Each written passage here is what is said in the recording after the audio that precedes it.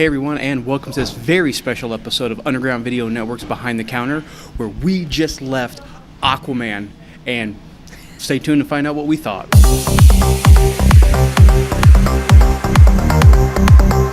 Hey everyone, and welcome to this episode of Underground Video Network's Behind the Counter.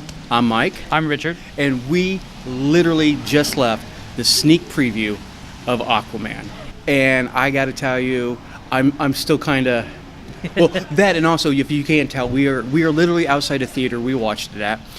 It's a cold, rainy Ohio day, but it doesn't matter, because I would have stood in line for this movie. Oh, by the way, feel safe watching this. This is going to be spoiler free. Correct. You don't know how many takes this is probably going to take for me not to. And then not say when he was like this, but I really did. I absolutely enjoyed this movie. It was very entertaining from beginning to end. Yeah, it had a solid story. Yes.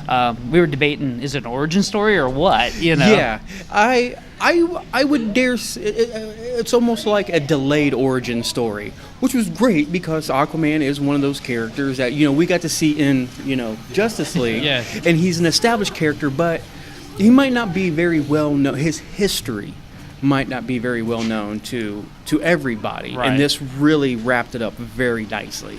Yeah, they summed it up, but it was even a little more because we found out, a little more, Yes, we did. A lot of great backstory, a lot of history of Aquaman, a lot of great history of Atlantis. No spoilers there. We all know Atlantis is involved. For fans of the comic book, there were a lot of really nice Easter eggs, and there was a lot of really great moments that were pulled directly from the comic books. Oh, definitely. Just look for them. They're everywhere. If you know some of the background, you'll know what's going on. This was definitely one of DC's most visually glorious movies. And the story, which everybody knows from the previews and everything, kept very tightly with the comic books. That being half brother, his mother, from royalty. Everything, even with Mara. Oh yeah. Her backstory was very accurate to the comic book. Like I said, though, story-wise, it was solid.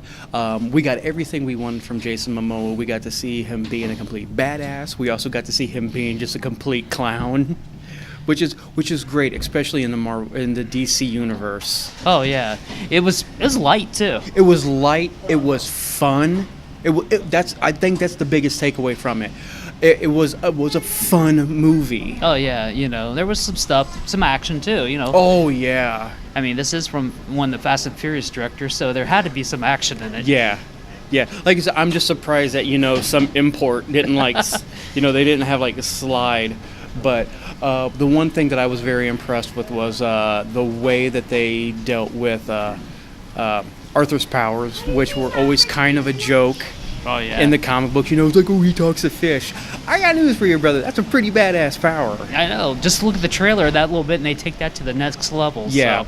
So my final take is I really enjoyed it. I can't wait until it actually comes out next week, because I do plan on seeing it again. Oh, me too. So we hope you enjoyed this video. We hope to hear from you after the movie drops to let us know what you thought about it. And Richard, where can they find us and tell us what they thought? Just go to undergroundvideonetwork.com to find all our socials, and you can comment on anything from YouTube to Facebook. Yeah, my man!